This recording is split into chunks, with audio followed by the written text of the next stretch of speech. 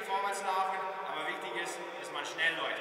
Ich zeige euch heute, auf was ihr achten müsst und wo aus meiner Sicht die größten Geschwindigkeitslacks beim vielen Spieler sind und ein paar korrektive Übungen, die man machen kann, um den Vorwärtsschritt auf Eis zu verbessern. Der allergrößte Geschwindigkeitskiller beim Vorwärtslaufen ist, dass man nicht tief genug in der Hocke geht. Das ist nicht tief in der Hocke.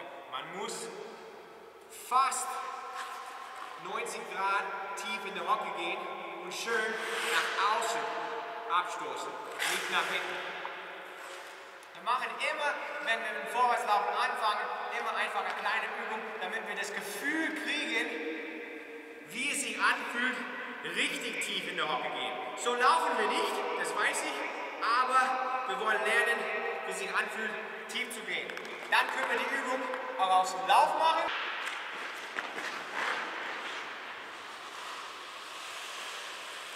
Bei der Übung bitte nicht nach vorne lehnen. Wenn ich mich nach vorne lehne beim Vorwärtslaufen, das ist der zweite riesen Geschwindigkeitskiller.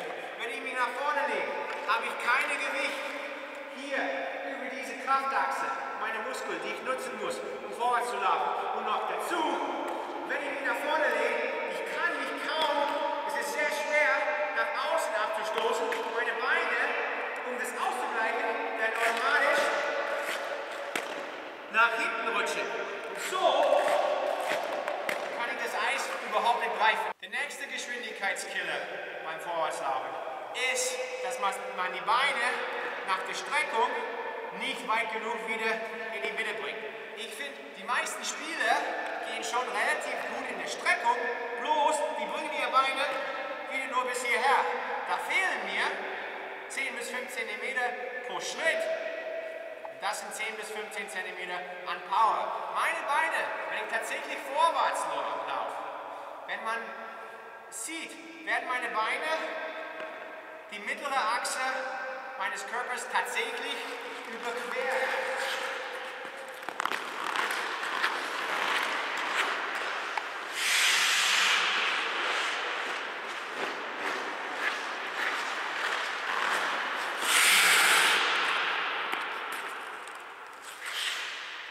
Was wir machen können, damit wir lernen, unsere Beine mehr in die Mitte zu bringen, als Korrektivübung, ist, wir können unsere Schlittschuhe kurz antippen, wenn wir die Beine wieder in die Mitte gebracht haben. Sieht so aus.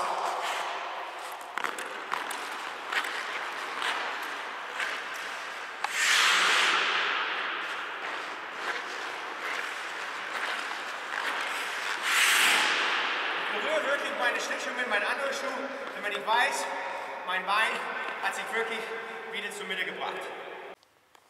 Der nächste Geschwindigkeitskiller ist das Anfersen. Es sieht so aus.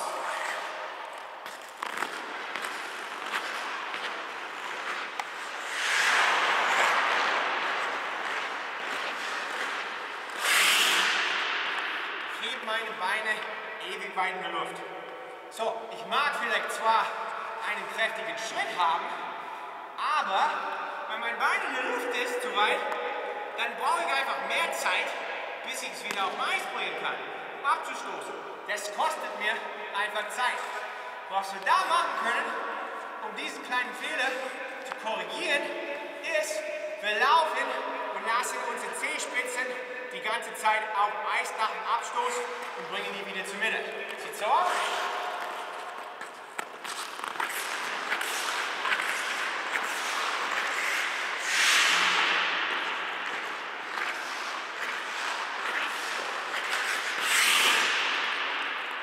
Dann weiß ich, dass ich meine Beine richtig nah über das Eis gebracht habe. Optimal, dass ich mein Bein, wenn ich abgestoßen habe, so nah wie möglich über das Eis wieder zur Mitte bringe. Und der letzte Geschwindigkeitskiller, das ist die Armbewegung. Was wir auf jeden Fall vermeiden wollen, ist, dass wir unsere Arme so bewegen.